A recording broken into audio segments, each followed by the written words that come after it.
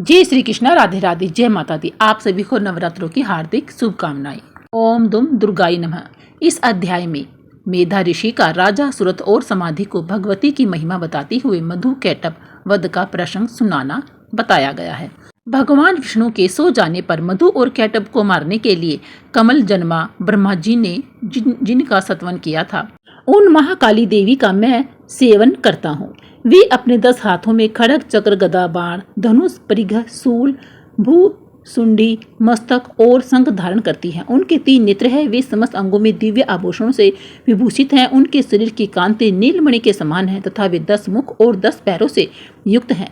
मार्कंडी जी बोली, सूर्य के पुत्र सावर्णी जो 8वें मनु कहे जाते हैं, उनकी उत्पत्ति की कथा विस्तार पूर्वक कहता हूँ।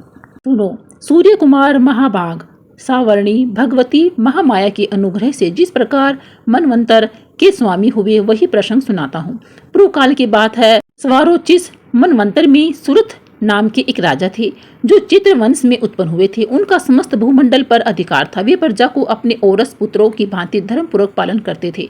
तो भी उस समय कोला विध्वंसी नामक कुल के अक्षत्रिय उनके शत्रु हो गए। राजा सुरथ की दंड नीति बड़ी ही बलवान थी। उनका शत्रुओं के साथ संग्राम हुआ। यद्यपि कोला विध्वंसी संख्या में कम थे, तो भी राजा सुरथ युद्ध में उनसे परास्त हो गए। तब वे युद्ध भूमि से अपने नगर को लौट आए और केवल अपने देश के राजा होकर रहने लगे। समूची पृथ्वी से अब उनका अधिकार जाता रहा, किंतु वहां भी उन प्रबल शत्रुओं ने उस समय महाभाग राजा सुरथ पर आक्रमण कर दिया। राजा का बल अक्षीण हो चला था, इसलिए उनके दुष्ट, बलवान एवं दुरात्मा मंत्रियों ने वहां उनकी राजधानी में भी राजकीय सेना और खजाने को हथिया लिया।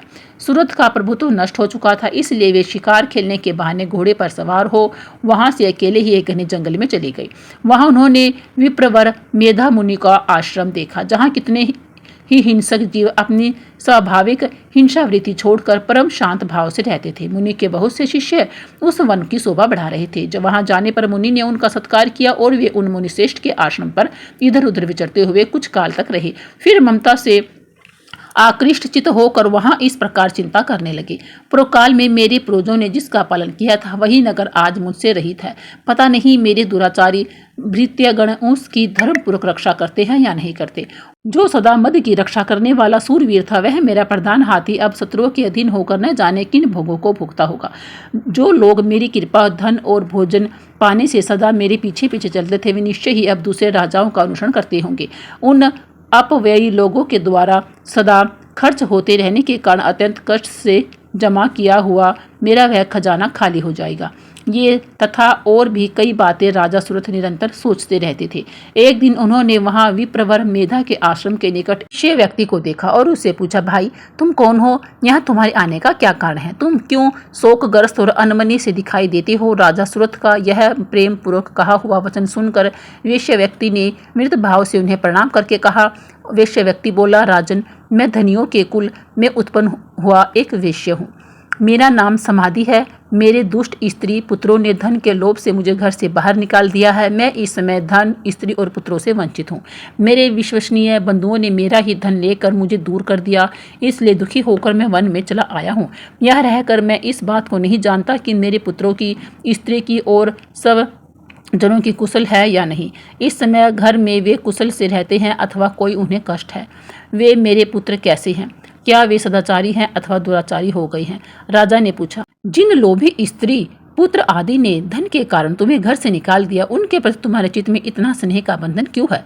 विषय व्यक्ति बोला, आप मेरे विषय में जैसी बातें कहते हैं वह सब ठीक है, किंतु क्या करूं, मेरा मन निष्ठुरता नहीं धारण करता है। जिन्होंने धन के लोभ में पड़कर पिता के प्रति स्नेह, पति के प्रति प्रेम और आत्मीयजन के प्रति अनुराग को तिलांजलि दे मुझे घर से निकाल दिया है, उन्हीं के प्रति मेरे हृदय में इतना स्नेह है। महामते, गुणहीन बंधुओं के प्रति जो भी मेरा चित्त इस प्रकार प्रेम मग्न हो रहा है, यह क्या है? इस बात को मैं जानकर भी नहीं जान पाता। उनके लिए मैं लंबी सांसें ले रहा हूँ और मेरा हृदय अत्यंत दुखित हो रहा है। उन लोगों में प्रेम का सर्वथा अभाव है, तो भी उनके प्रति जो मेरा मन निष्ठुर नहीं हो पाता, इसलिए मैं क्या करूं?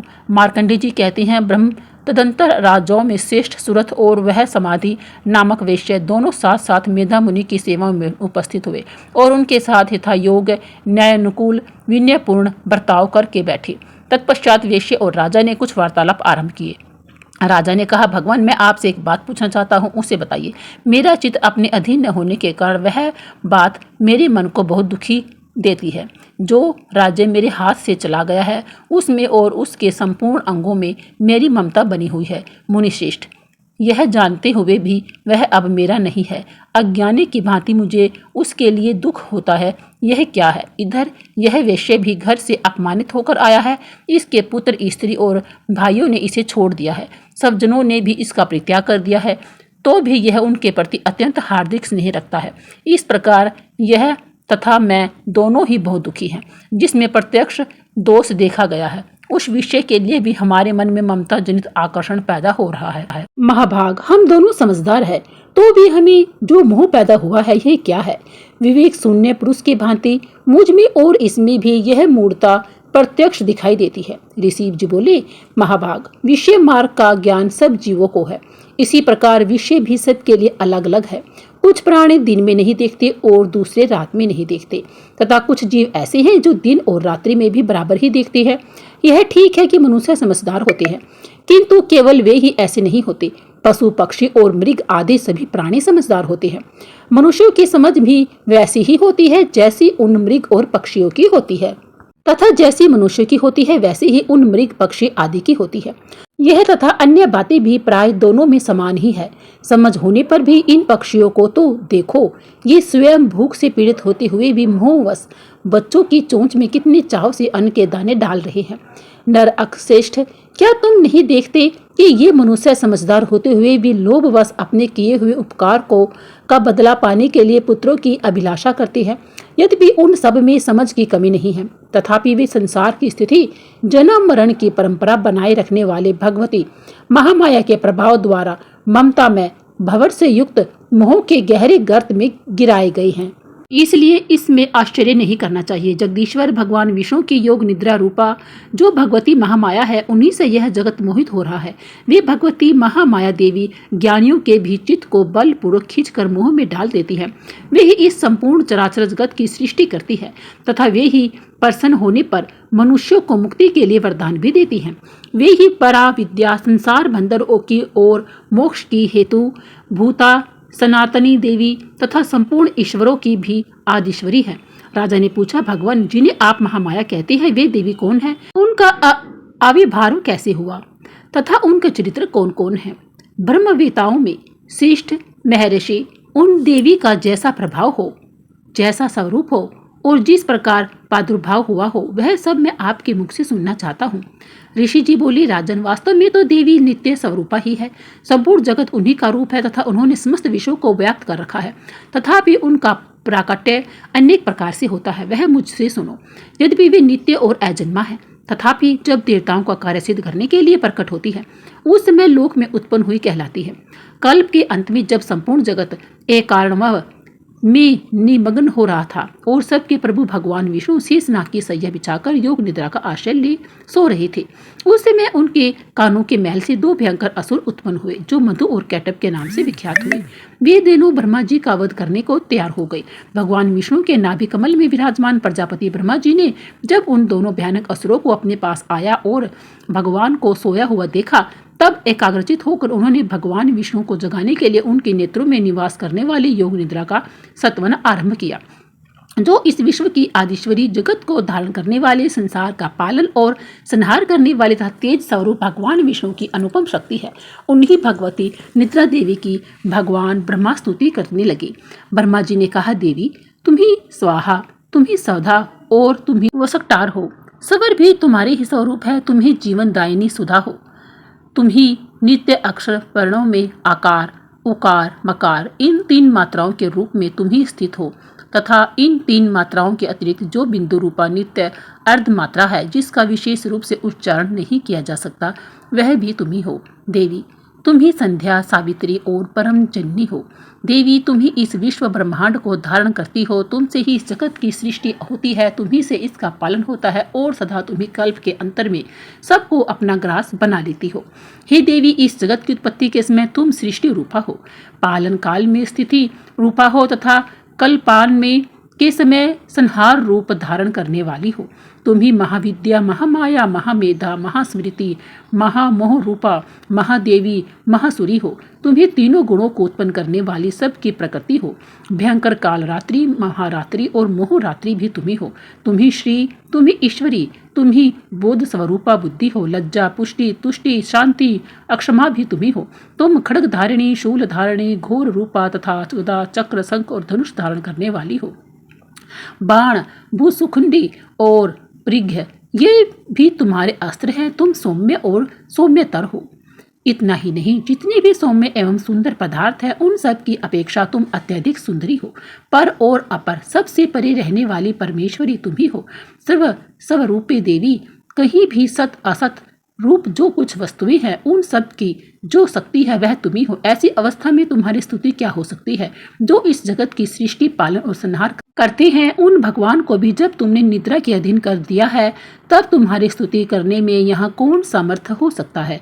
मुझको, भगवान शंकर को तथा भगवान विष्णु को भी तुमने ही शरीर धारण कराया है, अतः तुम्हारी स्तुति करने की शक्ति किसमें है माता? देवी, तुम तो अपने इस उदार प्रभाव से ही प्रशंसित हो। ये जो दोनों दुर्धर्ष असुर मधु और केटभ है इनको मोह में डाल दो और जगदीश्वर भगवान विष्णु को शीघ्र ही जगा दो। साथ ही इनके भीतर इन दोनों महान असुरों को मार डालने की बुद्धि उत्पन्न कर दो। ऋषि जी कहते हैं, राजन, जब ब्रह्मा जी ने वहां मधु और केटभ को मारने के उद्देश्य से भगवान विष्णु को जगाने के लिए तमोगुण की अधिष्ठात्री देवी योग निद्रा की इस प्रकार स्तुति की, तभी भगवान के नेत्र, मुख, नासिका, भाव, हृदय और वक्ष स्थल से निकलकर अव्यक्त जन्मा ब्रह्मा जी की सृष्टि के समक्ष खड़ी हो गई। योग निद्रा से मुक्त होने पर जगत के स्वामी भगवान जनार्दन उस एकांवर के जल में शेषनाग की सैया से जाग उठे। फिर उन्होंने उन दोनों असुरों को देखा। वे दुरात्मा मधु और केटभ अत्यंत बलवान और पराक्रमी थे और क्रोध से लाल आंखें किए ब्रह्मा जी को खा जाने के लिए उद्योग कर रहे थे। तब भगवान श्री हरि ने उठकर उन दोनों के साथ 5000 वर्षों तक केवल बाहुयुद्ध किया। वे दोनों भी अत्यंत बल के कारण उन्मत्त हो रही थी। इधर महामाया ने भी उन्हें मोह में डाल रखा था, इसलिए वे भगवान विष्णु से कहने लगे, हम तुम्हारी वीरता से संतुष्ट हैं, तुम हम लोगों से कोई वर मांगो। श्री भगवान बोले, यदि तुम दोनों मुझ पर प्रसन्न हो तो अब मेरे हाथ से मारे जाओ।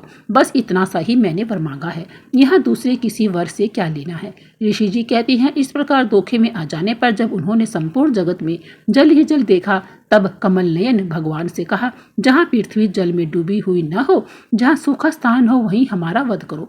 ऋषि कहते हैं, तब तथास्तु कहकर शंख, चक्र और गदा धारण करने वाले भगवान ने उन दोनों के मस्तक अपनी जांघ पर रखकर चक्र से काट डाले। इस प्रकार ये देवी महामाया ब्रह्मा जी की स्तुति करने पर स्वयं प्रकट हुई थी। अब पुनः तुमसे उनके प्रभाव का वर्णन करता हूँ, सुनो। इस प्रकार श्री मार्कंडेय पुराण में सावर्णिक मनवंतर की कथा के अंतर्गत देवी महात्म्य में मधु केटभ वध नामक पहला अध्याय पूरा हुआ। जोर से बोलिए जय माता दी। अब कल हम एक नए अध्याय के साथ आपके सामने फिर से सुनाएंगे। अगर आपको यह वीडियो अच्छी लगी हो, पसंद आई हो तो लाइक करें, शेयर करें, सब्सक्राइब जरूर करें। बोलिए जय श्री कृष्णा, राधे राधे, हर हर महादेव, जय माता दी।